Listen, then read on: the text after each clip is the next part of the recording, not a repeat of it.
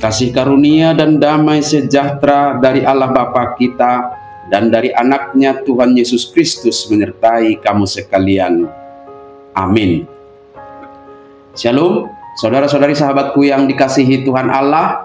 Firman Tuhan yang hadir menyapa kita di akhir pekan ini, hari Sabtu tanggal 21 Juni 2025, tertulis di dalam 2 Timotius pasal 3 ayat 14. Mari sahabatku kita simak dan renungkan firman Tuhan yang menjadi kekuatan dan inspirasi untuk menjalani hari ini. Demikian. Tetapi hendaklah engkau tetap berpegang pada kebenaran yang telah engkau terima dan engkau yakini, dengan selalu mengingat orang yang telah mengajarkannya kepadamu.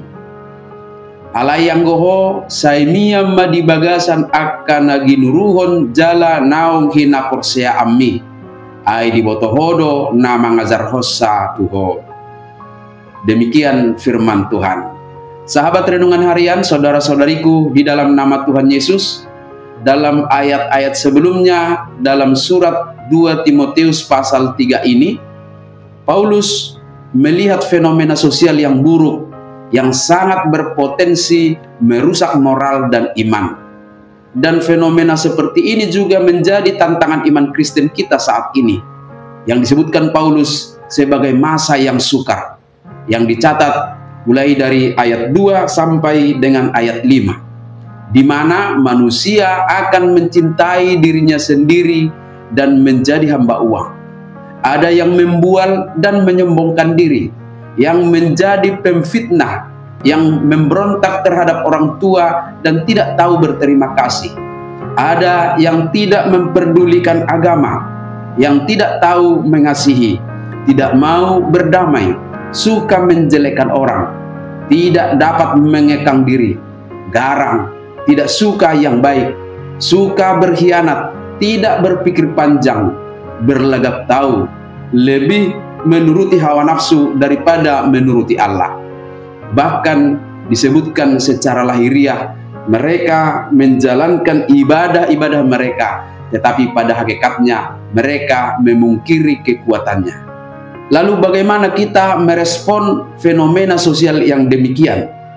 Salah satu nasihat firman Tuhan adalah menjauhi mereka dengan cara tetap berpegang pada kebenaran, dengan selalu mengingat orang-orang yang telah mengajarkannya kepada kita. Kebenaran yang dimaksud di sini adalah ajaran Injil Kristus, firman Tuhan yang kudus yang kita jadikan sebagai fondasi iman. Tanpa fondasi yang kokoh ini, iman kita akan mudah goyah dan terbawa arus. Kebenaran memberi kita arah dan perlindungan. Dunia menawarkan banyak hal yang menggiurkan, bahkan sering dibungkus dengan hal-hal yang terkesan religius. Tetapi hanya kebenaran dalam Kristuslah yang menawarkan jalan keselamatan, damai sejahtera, dan hidup yang kekal.